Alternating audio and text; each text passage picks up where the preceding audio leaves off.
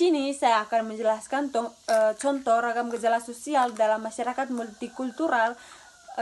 Setelah itu jelaskan dengan hal-hal yang mempengaruhi serta akibat dari adanya ragam gejala sosial dalam masyarakat multikultural. Yang pertama itu pengertian masyarakat multikultural. Masyarakat multikultural adalah masyarakat yang terdiri dari berbagai suku bangsa, agama, ras, budaya, dan bahasa yang hidup berdampingan dalam suatu wilayah. Yang berikutnya itu contoh ragam gejala sosial dalam masyarakat multikultural. Yang pertama itu diskriminasi. Contohnya itu seorang tidak diterima bekerja karena berbeda agama atau etnis. Faktor penyebabnya itu kurangnya toleransi, stereotip negatif, dan pendidikan rendah. Yang ketiga itu akibat. Akibatnya itu ketimpangan sosial, munculnya rasa tidak adil, dan potensi konflik horizontal.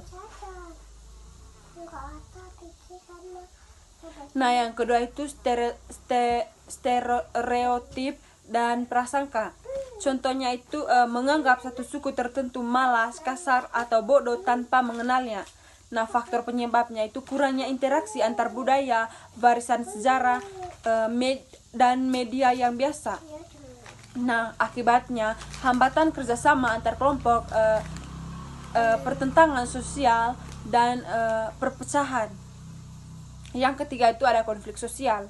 Contohnya itu tawuran antar warga karena berbeda latar belakang, budaya, atau keyakinan. Yang kedua itu faktor penyebab.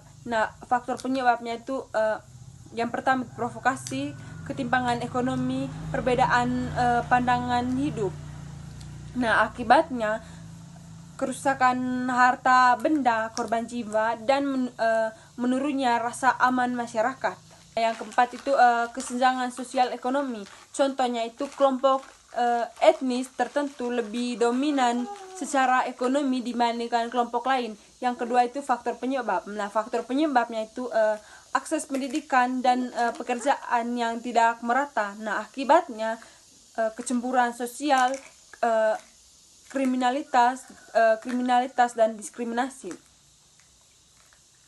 Yang kelima itu ada integrasi sosial. Contohnya itu perkawinan campuran antar suku, kerjasama dalam organisasi multikultural. Faktor pendukungnya itu pendidikan multikultural, media positif, dan kebijakan negara. Akibat positifnya itu